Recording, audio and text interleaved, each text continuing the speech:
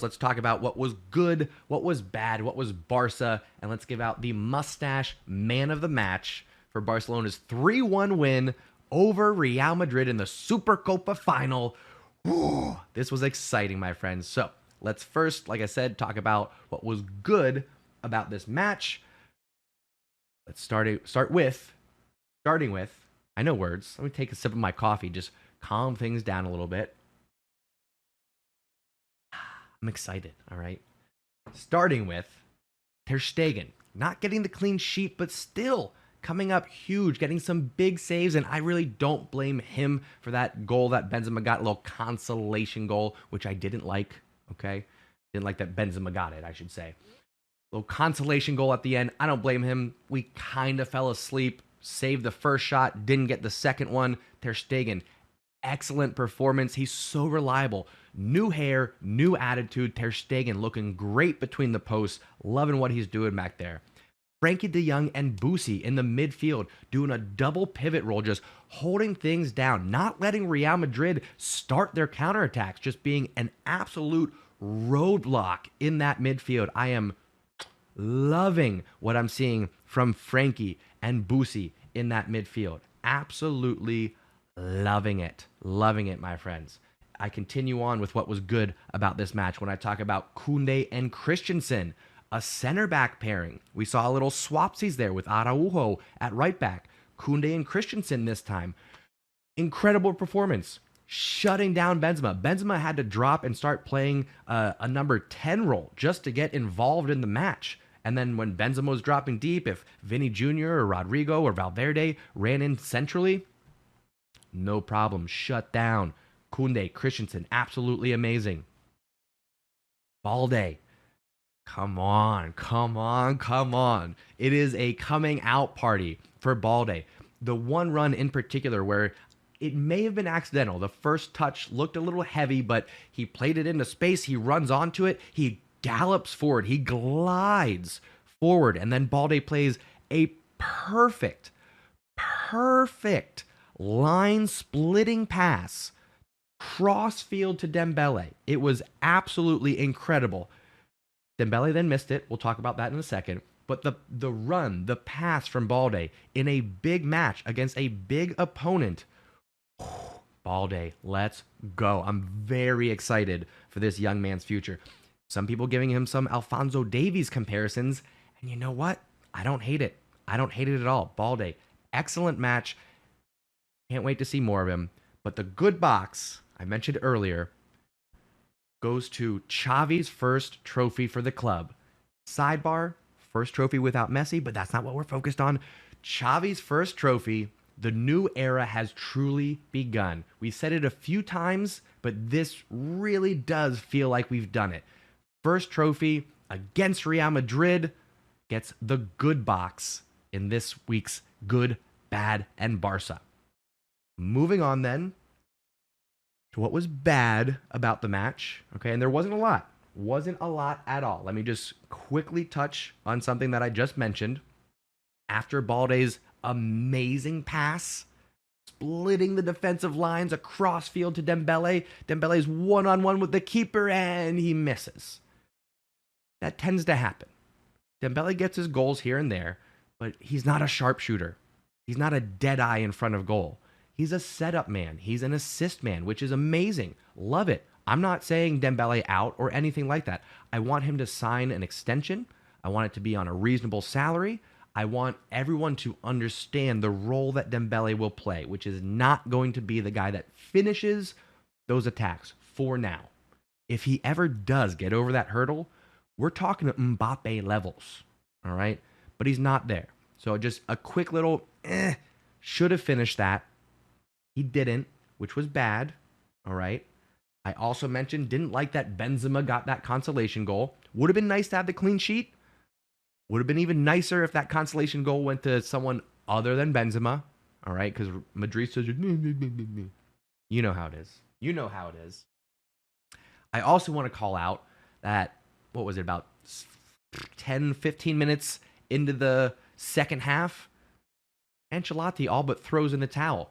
He knew that he was outmatched. He knew that this match was only going to go further downhill for Real Madrid, already down 2-0 to the Blaugrana. So he subs off Modric. He starts making changes. He takes off Modric for, who was it, Ceballos? He's clearly throwing in the towel so that Madristas can say, oh, well, we didn't even take this match seriously. Look, we only played Modric for part of the game, and we didn't even, and, you know, and the...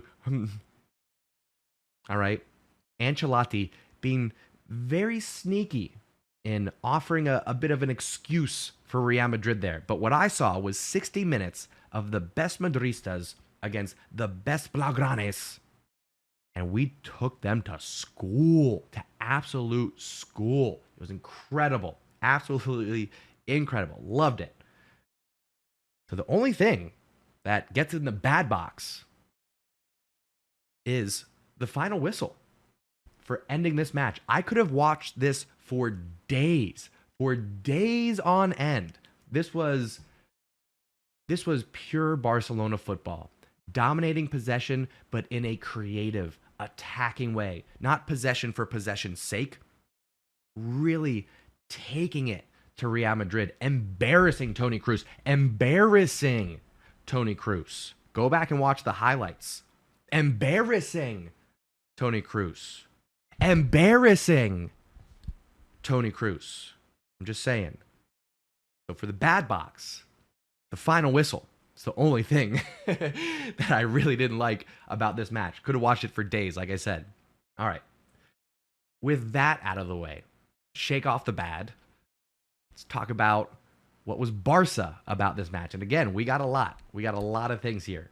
Number one, for representing the badge, what was Barca about this match was the genius level tactical adjustments of Xavi.